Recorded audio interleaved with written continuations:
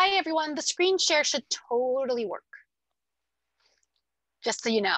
I mean, so far we haven't had any major issues, believe it or not. So yeah, the screen share should work nicely, and the Q&A seems to be working pretty well too. So I don't envision any major, I probably shouldn't say that because you never know. I'm gonna end up screwing something up.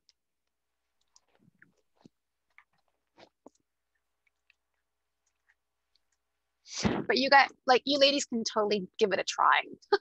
Share something, a meme, a gif, a joke. There we go. Yep, it works. The only big worry for screen sharing is when you have two screens and then you end up sharing the one with all your notes for the presentation. So that's probably the only issue that I've seen personally. Okay, let's just pull up the.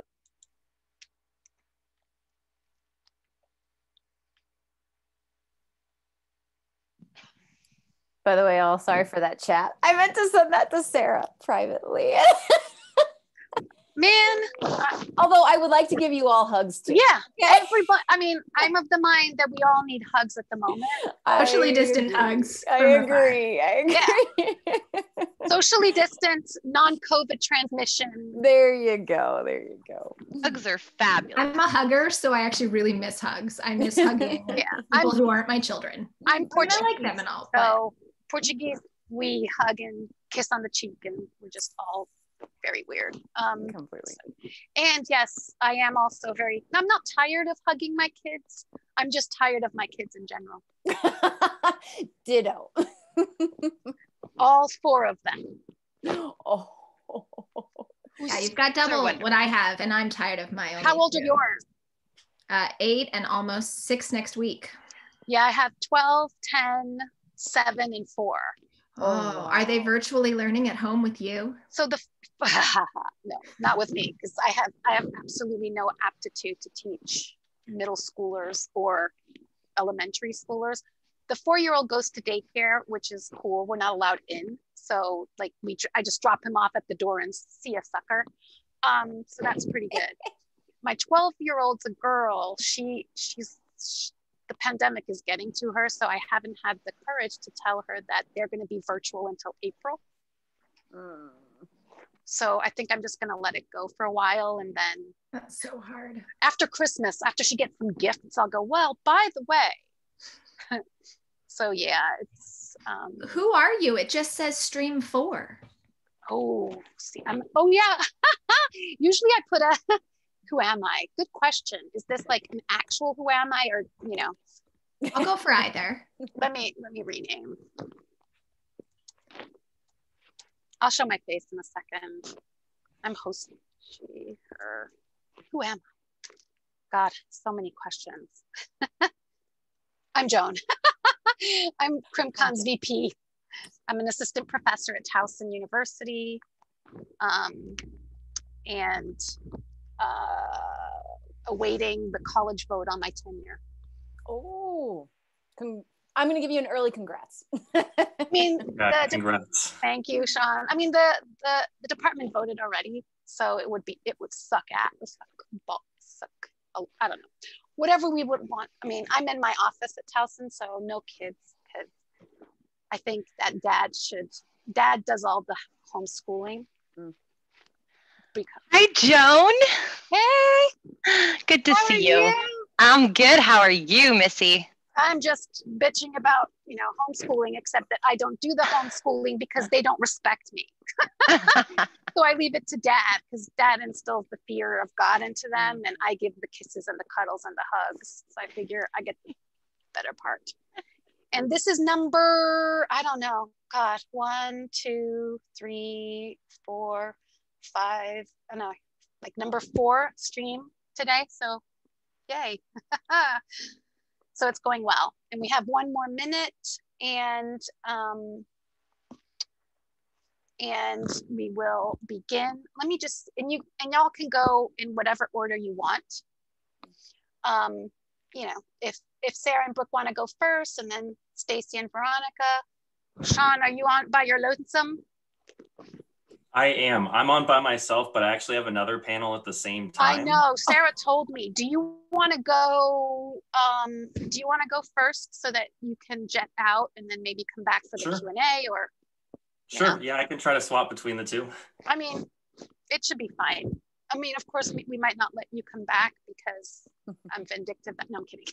Yeah, I'm a traitor. I'm getting myself in trouble. So if you want to go first, Shon, Brooke and Sarah, do you mind if you go? And then you can kind of go and meet, because yours is number 3, I think, for Sarah's panel, right? I think so. I think we're 2 or 3. Yeah, that's what she texted me. So yeah, that's cool. And then if you want to come back for the Q&A or whatnot, all good. Okay, great. Okay? Thank you all.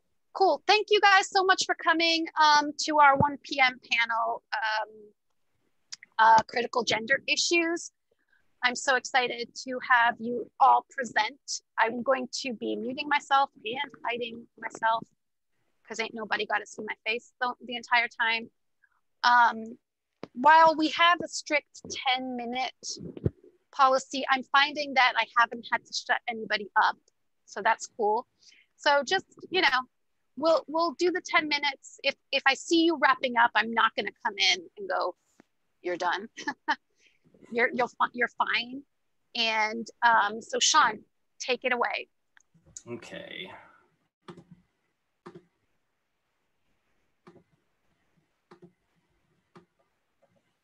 Okay, so hi everyone. My name is Shon Reed. I'm a 3rd-year doctoral student in the Department of Criminal Justice at the University of Nevada, Las Vegas, and I'm here today to present some research that I've been working on with my advisor, Dr. Melissa Rorie, where we're testing the gender socialization perspective regarding the gender gap in white-collar crime perpetration. So for those of you that are on the recording, I do actually have another panel at the same time as this one, so I'll have to hop over to that. But I'll put my email up on the chat as well as on the final slide. So if you have any questions, comments, concerns, feel free to reach out to me there.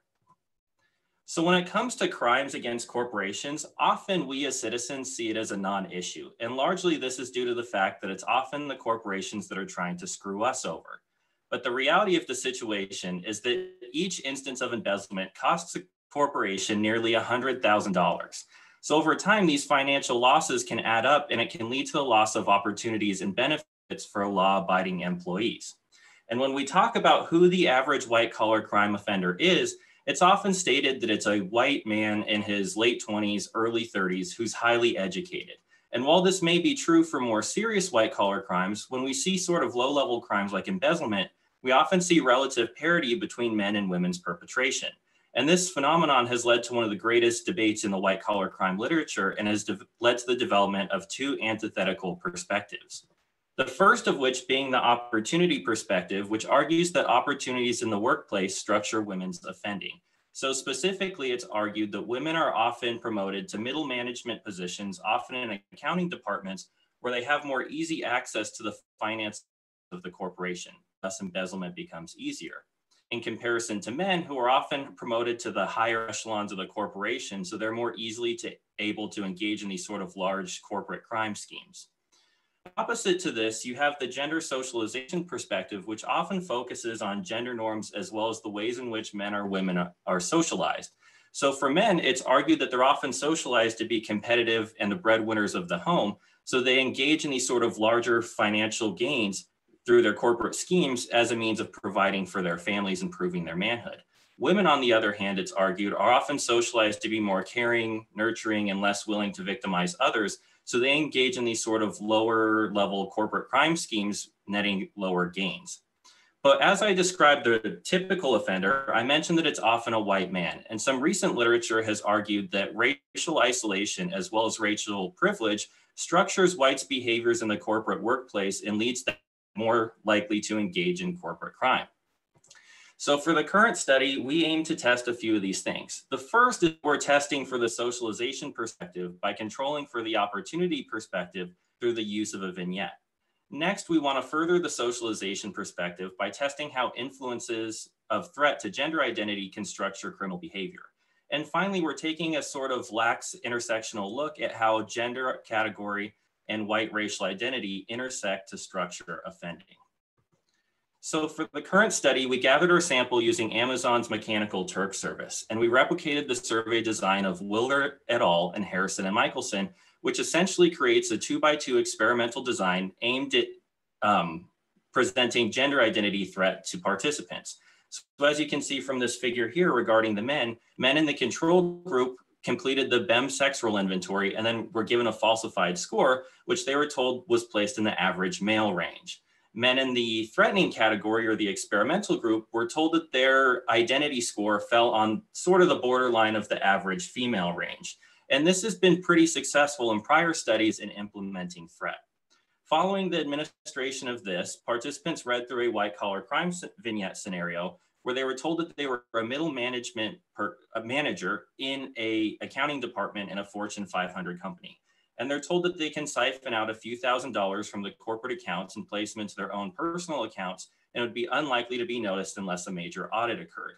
Participants then rated how likely it would be that they would engage in this behavior. So regarding our sample, we found relative similarity between the men and women. Average ages were about the same, and the sample was primarily white, heterosexual, liberal, highly educated, and with a household income of over $30,000.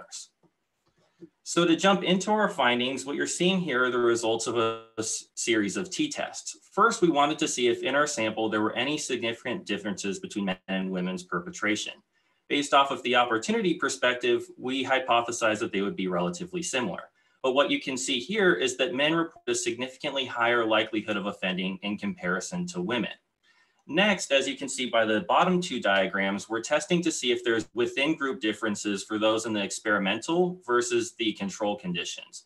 So as you can see for women, we hypothesized that women who experienced identity threat would exhibit a lower likelihood of engaging in embezzlement. And while this may be true, as 22% of women in the experimental group said that they would perpetrate in comparison to 30% in the control group, the difference was not found to be statistically significant. And finally, we tested this in men, and we hypothesized that men whose identity were threatened, which exhibit a higher likelihood of offending. And while that may be the case, there was a 2% difference. It was not found to be statistically significant. But interestingly to note, men in the threatened category exhibited the highest percentage of offending in comparison to all other measured gender groups. So next, you're seeing the logistic regression model we ran with our full samples to where we could see how traditional factors which are said to influence embezzlement perpetration played out in our data. We see that age significantly decreased offending, but what's interesting to note is that gender identity, specifically identifying as a woman, identifying as white in an interaction of the two, did not seem to influence offending, at least significantly. but education and political conservatism did. And one interesting thing to note is that the average BSRI scores for participants were found to significantly influence offending, which aligns with some feminist literature, which argues that masculinity can be a driver of criminality. But to sort of tease out these results a little bit further, we ran 2 more logistic regression models breaking down our sample by gender. So for women, we see that that age relationship is still there. As age goes up, offending decreases. And education and political conservatism were found to indeed influence offending, particularly conservatism, where it was found that those who recognize as being politically conservative were 3.7 times more likely to offend in comparison to the liberal group. Now, we hypothesized that femininity scores would decrease offending, but it was not found to significantly do so. Instead, what we see here is for women that the average BSRI scores increase the likelihood of offending. So for each increase in the participant's BSRI score, their likelihood of offending increased by roughly 2 times. Now, we hypothesize that this may indicate that women who embody sort of a masculine identity could potentially do their gender in the same ways that literature says that men do. So it's possible that crime could be a means of proving masculine identity. Now, for the men in the sample, we still see that that age variable does decrease offending, but we don't see that the other typical variables do. We don't see the influence of being white, education, or politically conservative. In addition, we hypothesized that masculinity would increase offending, but that simply wasn't the case here. Now, what's interesting to note is that a similar relationship was there for femininity as masculinity was for women, whereby as men's average BSRI femininity score increased, the likelihood of offending increased by roughly 2 times as well. And while you can see that our masculine threat condition didn't significantly influence offending, we think that we may be seeing the influence of threat through the BSRI femininity scores, whereby men who embody more of a sort of feminine identity may feel that as though they're experiencing more social stigma and may engage in embezzlement as a means of proving their manhood. So largely, our study left us with more questions than it gave us answers. The first is what role gender identity plays in white-collar crime offending. We saw that raw gender identity categories, as well as masculine and feminine threat, didn't seem to influence offending, and masculinity and femininity influenced men and women differently. But unfortunately, we can't tease out these relationships with our data as is. So we argue for qualitative work with white-collar crime offenders in order to better see how these relationships interplay. Next, the question remains as to who the typical white-collar crime offender is. Now, we used a vignette design, which isn't perfectly representative of the real world, but we would still expect that some of those traditional variables would structure offending. But that simply wasn't the case here. And finally, we argue for more intersectional work in white-collar crime research, as it hasn't really been done yet. You know, our variables regarding strict gender category as well as white racial identity didn't influence offending, but that's not necessarily saying that this isn't the case. So again, we argue for qualitative work with offenders so that we can sort of dig into how the intersections of identity influence perpetration. And that is all I have for you today. Thank you.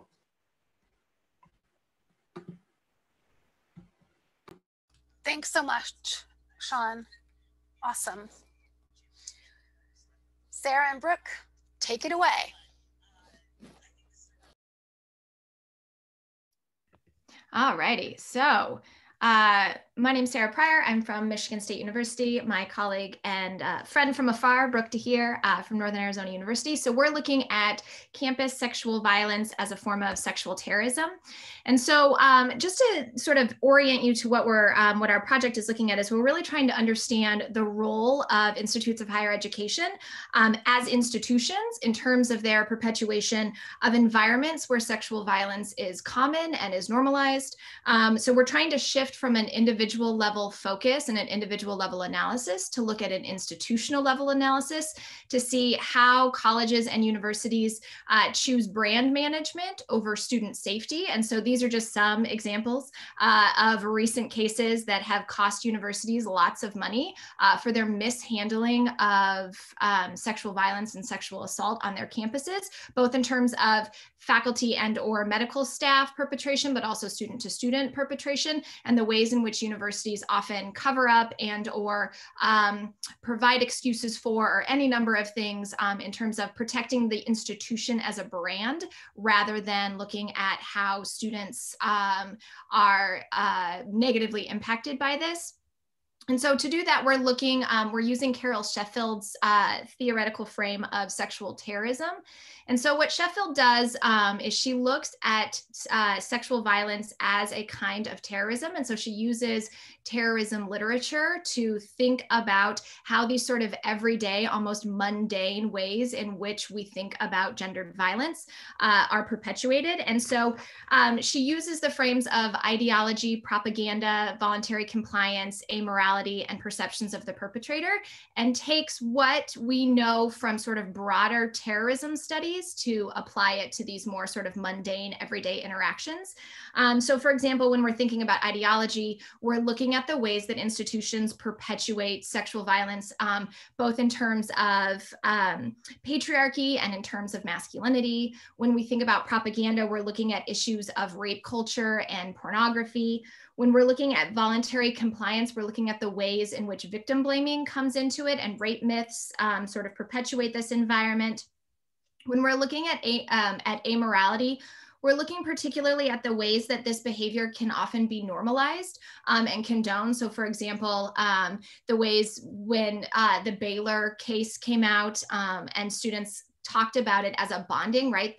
The perpetration of sexual violence as a bonding ritual and as a way to bond with one another and to bond with teammates. And then we're also looking at it from a perceptions of a perpetrator frame, which is the only place in which it diverges from sort of traditional terrorist studies, because instead of condemning the terrorist, what we often do here is we think about the perpetrators and the alleged offenders of sexual violence, and we sort of frame it as a, what about their future? Oh, they were such a bright, fill in the blank here, right? Bright athlete, bright student, bright so-and-so. And so instead of rallying around them as perpetrators or as alleged perpetrators, we often frame them as, what about their future? Rather than, again, looking at the victims or the survivors of this perpetration. And so that's the only one that tends to diverge from terrorism studies more broadly. And again, we're using this frame to think about how institutions, through their acts of omission or through their acts of perpetuating these environments, are really serving under this broader umbrella of this neoliberal ideology. And on that note, I will hand it over to Brooke.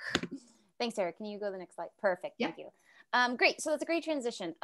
So we kind of want to talk about what this looks like in terms of structural violence in the neoliberal university. So structural violence, right, is a form of violence where institutions, right, our social, political, economic institutions can cause harm. And they do so via engaging in a number of sort of what we call the isms, right? And there's many out there, but some examples, right? Engaging in sexism, engaging in racism, classism, right? Heteronormativity, right? These kind of things. So by engaging in these sort of isms, right? These institutions create environments where people devalue each other. And then that sort of structural setup, right? Then tends to lead to direct forms of violence. So we tend to see that power and privilege are really centralized in most of our institutions, social, political, economic institutions, right? And we, again, see a very similar structural setup within higher education, this centralization of power and privilege. And so really, you can see this very clearly represented in the neoliberal university. So what is the neoliberal university, right? Some monikers you may have heard, right, would be like academic capitalism. I've heard like the corporate university a lot, right? It's this idea that business principles and the market economy have really seeped into education, right? So education now functions more like a corporation than an entity to sort of elevate, right, the common good. So you can see the neoliberal university across most campuses, right, in the United States. So what does this actually look like, right? We've seen an increase in for-profit universities pop up, right, all over the nation. massive increases in adjunct and part-time labor, again, across campuses in the United States. I'm sure for those of you who are live and work within a university, you've seen the massive decreases in state funding for public education, which then goes hand in hand with the increase in student tuition, right? We also think that you see this idea of the neoliberal university in a lot of the rhetoric that circulates around college campuses, right? This rhetoric of individual responsibility, this rhetoric around competition and success and sort of every man or woman out for themselves, right? And you can very clearly see it in how universities really value their bottom line over necessarily the health and protection and well-being of the people that they're supposed to protect, right? Their students, their staff, their faculty. So again, they tend to value the institution's reputation over, right, protection and health and safety of those that it's supposed to sort of protect. So Sarah, can you go to the next slide for me? Thank you. So what we are really proposing here is trying to situate, right, campus sexual violence, which we know occurs regularly, we know is a serious social problem, right? We're trying to situate that within the severe of structural violence, right? And the structural violence that is perpetuated and supported by these neoliberal ideologies that have really seeped in to institutes of higher ed.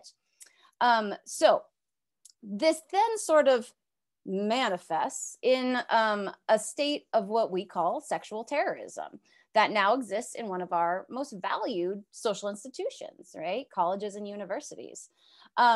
So what we really hope to do is apply a much broader sort of systematic lens to campus sexual violence and talking about it as an issue of sexual terrorism, so that we can start to focus on and then eventually hopefully dismantle, right, the structural causes of these types of violence.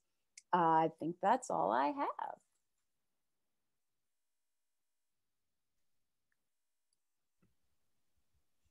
All right, I think that's what we've got for our time. So we will hand the reins over to the next group.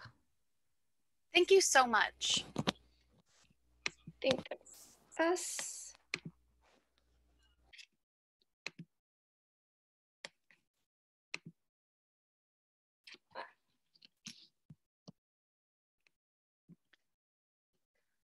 Hello, everyone. My name is Dr. Stacie Merken. My fabulous research partner is Dr. Veronyka James. We have provided our Twitter and emails if any of you would like to reach out, and we are really ready to get this research presentation started.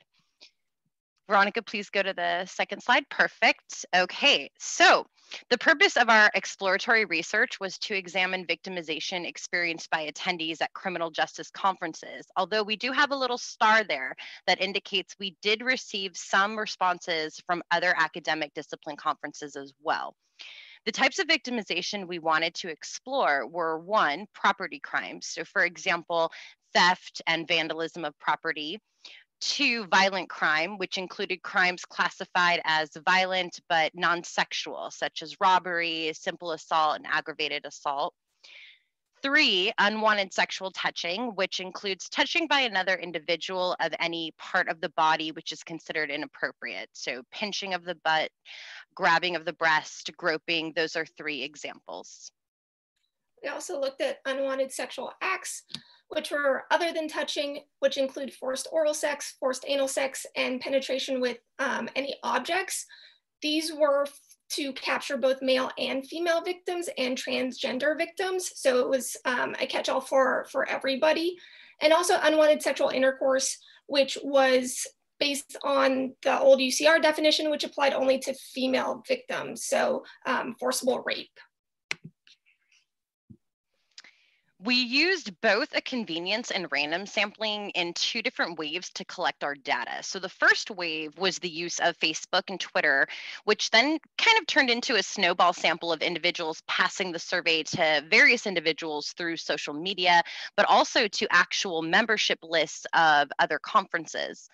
The second wave consisted of public lists of membership in which a random digit table was used on the sampling frames to send out additional surveys. All surveys were anonymous with no identifying factors sent back from each survey respondent. So our sample, there is a little asterisk. Of these, 142 were entered into SPSS. The survey was in Google Forms, which is the rest of the sample we have collected the information about victimization. But because they were asked more open-ended questions about their gender and their race and ethnicity, it had to be recoded, and I only was able to recode 142 in SPSS.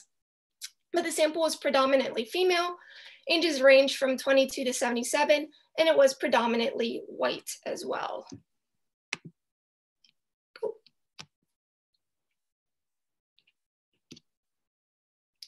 Am I talking about all of it? You can see that for victimization, they were asked both at the last conference attended and lifetime prevalence rates. So at every conference attended since they started attending conferences. These are for the last conference attended due to time constraints. But we had about 1.3% of the sample saying they had been a victim of a property crime. 3.2% said they were a victim of unwanted sexual touching. None reported experiencing unwanted sexual acts or unwanted sexual intercourse at the last conference attended, but they were also asked about incapacitated sexual assault, and 2.5% experienced that at the last conference attended, and 9.5% did experience some type of sexual harassment at the last conference attended. As you can see, none of them reported to the police. This was also the case for the prevalence rates, which we saw much more. So they were asked if they had been a victim once, twice, or 3 or more times. And the percentages were much more than the last conference attended. But again, none of them except for property crimes were reported to law enforcement. And about 25% of the lifetime victims reported their victimization to law enforcement. But you can see they also reported to others. And in regard to reporting of each type, this is very similar and consistent to what we find in the literature on reporting and victimization. Typically, we see very small percentages of reporting victimization to police, especially with sexual assault or sexually related victimization. In relation to reporting to others, such as a friend or a colleague, also somewhat consistent with the literature, we found about 50%, excuse me, of the survey respondents reported their property crime. 60% reported the unwanted sexual touching, 50% reported an incapacitated sexual assault. So there was some sort of substance use here where they were incapacitated, the victim at the time. And approximately 26.7% of survey respondents reported sexual harassment, which is actually somewhat smaller in percentage than what the literature usually shows in regard to reporting sexual harassment to a friend or a colleague. So for our limitations, obviously one of the limitations is our sample. There were attempts to make it a random sample. This didn't work out as planned, as sometimes happens with surveys and research. It's also difficult to determine response rate since it was sent out on social media. So it's unsure how many people actually got the request to fill out the survey versus how many actually filled out the survey. It currently is a somewhat low sample. It's only 158. We do have some additional responses. I think our full sample is now up to about 180 that needs to be entered into SPSS and cataloged and gone through, but still fairly a low sample. It's limited by those who decide to respond to the survey, similar to other victimization surveys. It's probably still underreporting the exact amount of victimization because victims still aren't going to report some victimization even on surveys, even though it was anonymous and confidential. So obviously it's limited with that.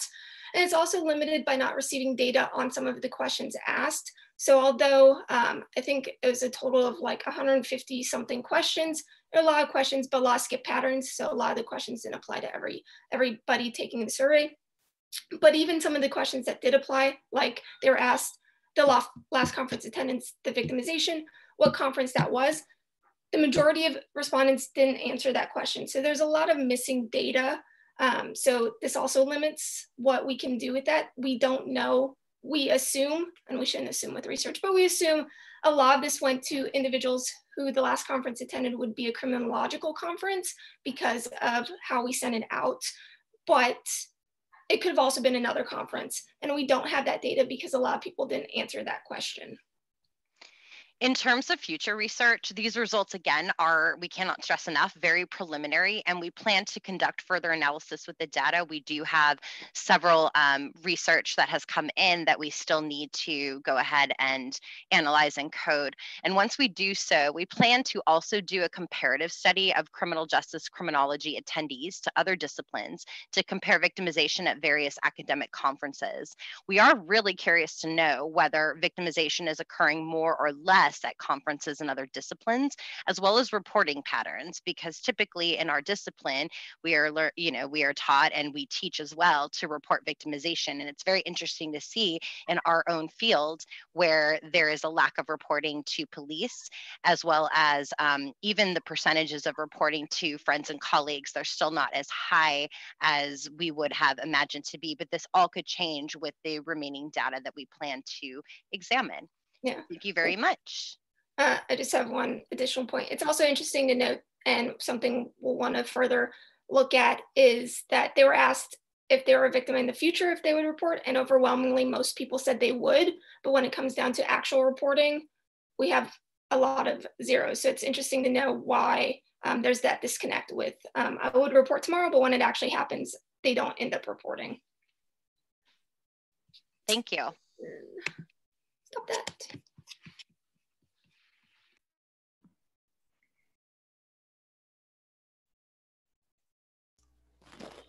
Thank you so much. Daniela, you're on.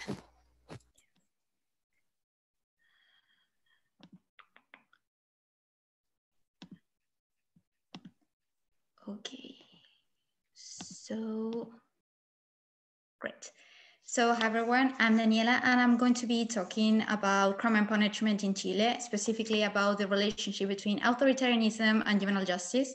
So I know this is not exactly so related to gender, but I'm pretty sure we can make some connections to some parallels basically between policymaking in juvenile justice and policymaking in issues related to crime control and gender policymaking in general. So I'm going to give some brief context first. So as a quick background introduction, Chile's previous juvenile justice system was established in 1928 and it worked until 2005. And there was little alteration to its ethos, architecture, institutions, and everything during all those years. So it's over 70 years.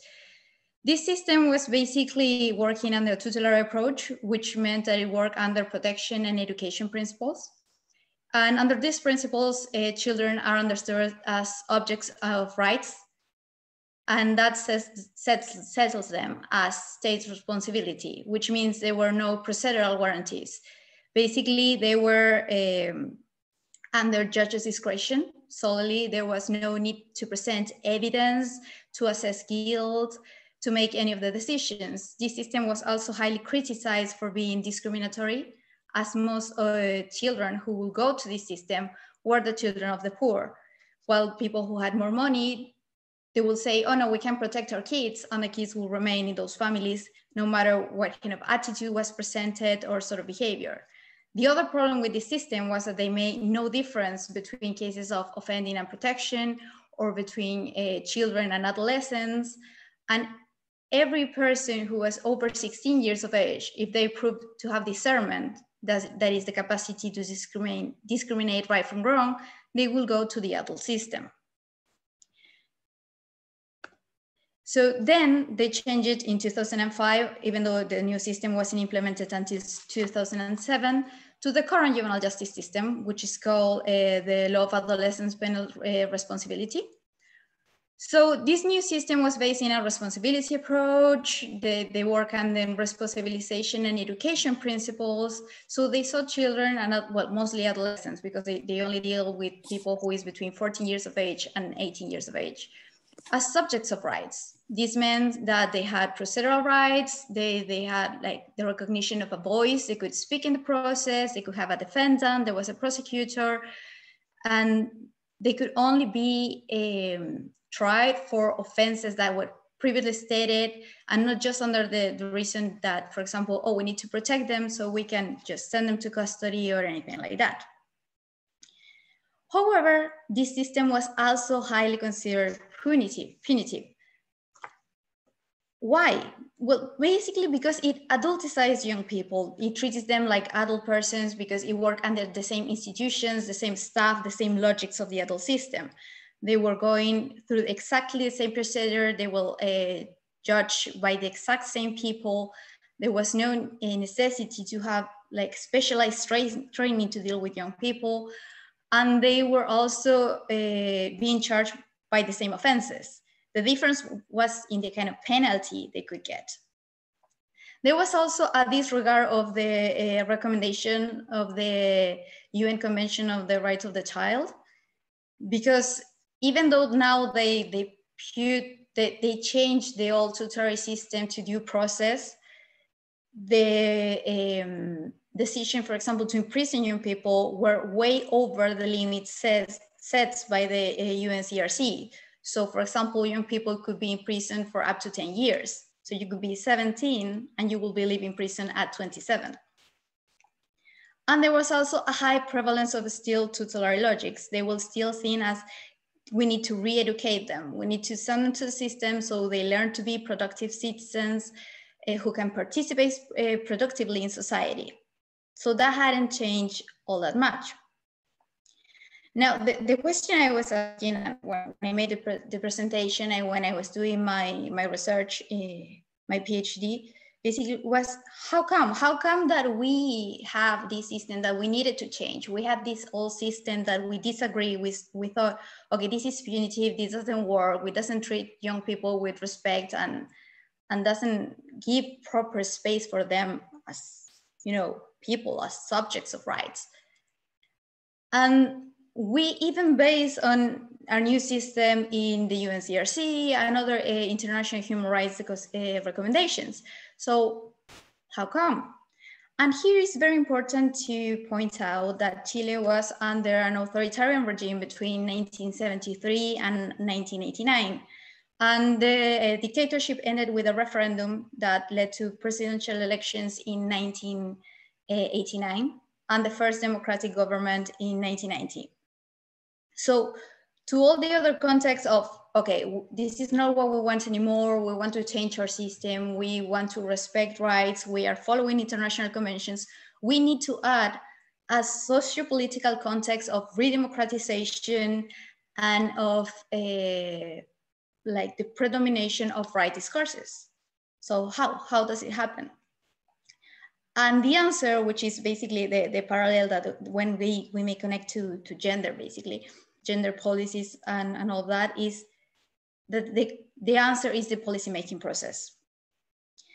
Why? Because basically in Chile, there was a continuation of the authoritarian elite, as the change between dictatorship and democracy was through a referendum. There was no change in the people in power, no change in the institutions. Okay, yes, they took away the dictator, we had presidential elections, but everything else remained pretty much the same. So those were the voices that were predominating in the legislative discussion. This also led to the legitimation of authoritarian neoliberal values. So for all of you to know, Chile didn't have a neoliberal political economy before the dictatorship, but during the dictatorship, some economists who had actually studied in the US went to Chile and they could just implement the model basically from the book because they didn't have to mediate or negotiate with the oppressed population. And this is relevant because most studies of political economy and crime highlight the role of neoliberalism as strongly linked to punitive crime control measures and outcomes. There was this predomination also of the authoritarian logics of having the same people there and having the same values of the dictatorship there also led to the absence of real widespread commitment to human rights. Now, during the dictatorship, there were a series of human rights violations. A lot of people were murdered, tortured, disappeared. And then when democracy came, they weren't really judged, they weren't really condemned for those attitudes. You still had half of the population supporting the dictatorship. So the commitment to human rights, mostly in terms of discourse, of presenting the country in a different light, but not so real in terms of action. So it has even been described as that there was some truth, but not justice. So basically, talking about reforming youth justice and changing a system that gave no warranties, no due process, no procedural rights to young people, to one that gave all those things, gave the authorities of the time, politicians, the chance to change the discourse, the chance to talk about rights, that to present a commitment to human rights nationally and to the world outside, but without necessarily changing the internal politics on this process. And we can also see this because there was no real concern about young people in trouble. There wasn't a development of a childhood policy in the country. There wasn't even like the efforts to have a budget or to make sure that all the rights expressed in the UNCRC were actually warranted throughout the country. There was no comprehensive policy to be implemented. So in consequence, we have a punitive juvenile justice system in which the decision to reform and the shape that the reform takes in young people's crime control and punishment was strongly linked to the transition from authoritarianism to democracy in the 1990s, where the voices of the authoritarian elite were still strong, and those justices are mostly as a political tool to make a statement of human rights and duties expected in the new Chilean society, and to act as a diversion of all the issues, all the depths of human rights that couldn't really be addressed. So it was mostly and basically a tool, like a political tool. So in this sense, it represents a reproduced Chilean history and the social order and the nature of our transition from dictatorship to democracy and the settlement and legitimation of the new political order, instead of actually being about human rights, instead of being about having a better juvenile justice system or a commitment with young people. And of course, as I said, this is not directly linked to the other issues of gender, but I still wanted to make the connection that even though this is about the connection between authoritarianism and youth justice, we can see some parallels in terms of policymaking and gender, because many times discourses, political discourses about gender are also about ticking boxes of saying to the world abroad, and even nationally, we are doing this. We are guaranteeing rights for all this kind of population and stuff like that. But that is actually not really carried away. There's no real commitment to it because there is still a lot of the older institutions permeating into the present and shaping the new policies and the new developments we're making. Thank you very much. Thank you so much. Okay, so we have a question for Shon, who isn't here. Anybody have any other questions?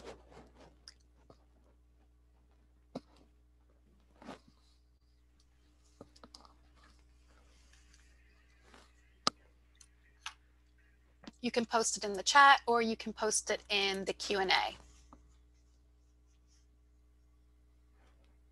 Can I ask a question to the other panelists while Of course. Oh yeah, and you can verbally ask questions as well.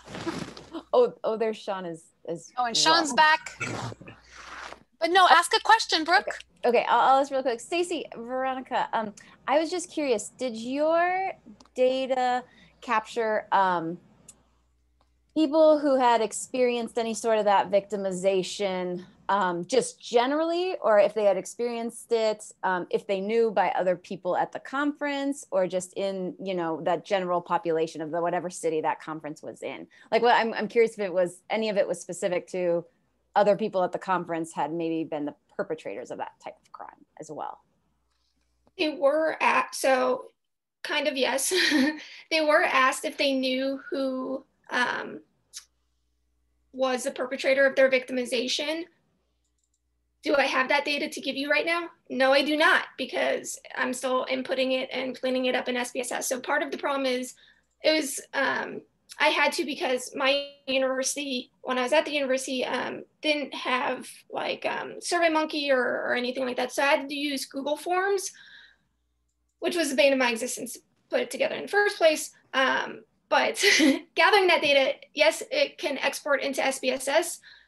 That data needs much, much cleanup from Google Forms. So yes, I do. Do I have it to give? No, I don't yet, so. And we did have about, I would say 150 plus questions on our survey, and a lot of them really focused on specifically if the individual was victimized, more so than looking at whether they had heard information from other individuals regarding victimization. Although I think that's a great idea that we probably will add to our next round once we finish up this research, is to then ask, because I have a feeling we'll get a higher percentage when we're asking about other information regarding victimization and not specific their victimization. But great question, thank you.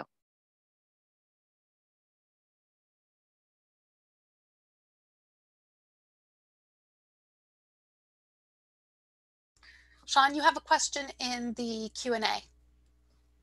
Oh, I can't access it because I wasn't in here, so it's not popping up for me. Sorry about that.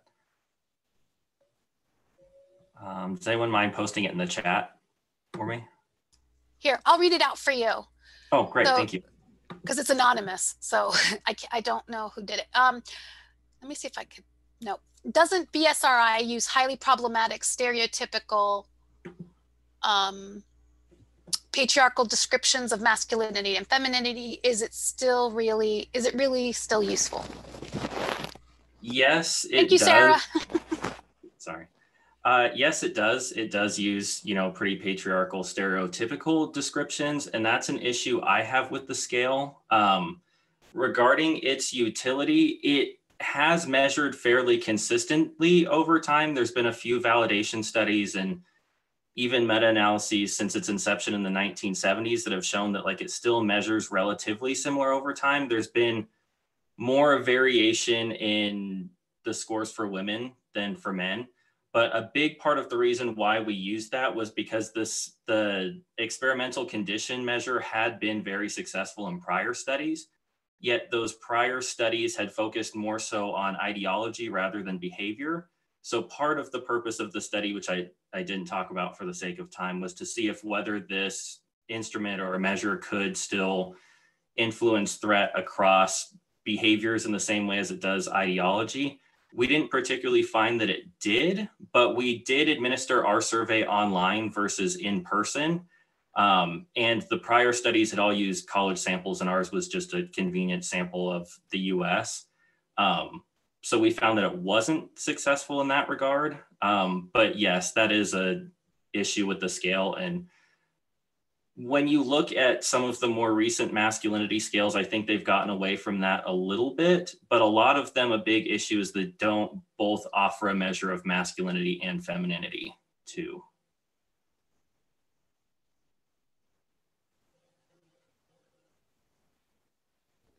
Great, thanks. Any other questions, comments?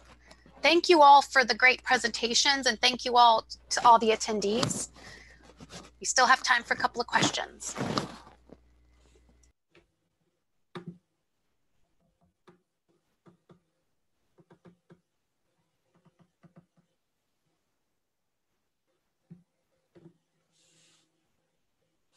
It's because it's lunchtime, huh? And people want to go have lunch. There's one for Stacie and Veronyka in the Q&A. Let me know if you can see it.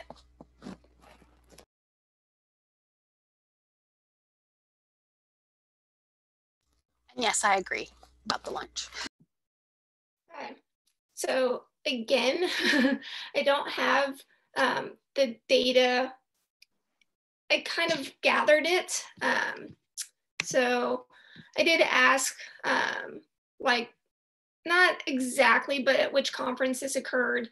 And more specifics about it, like if they reported it and reported to other people, but I didn't really ask whether it was during the conference or after hours during other gatherings. It was more just a general at the conference.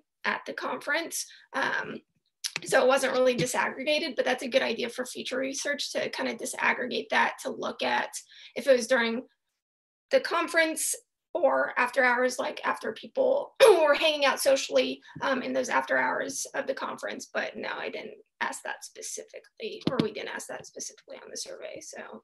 And we can definitely include a location component there. I think that's really important to understand as well, because it would be important to see, is the majority of the victimization occurring outside of the conference hotel specifically, at restaurants, out while people are socializing, or is this actually occurring like during actual presentations, as well as even at like the bar that we all tend to frequent, right? So I think that that's an important component. We will definitely add that. Thank you, Lauren.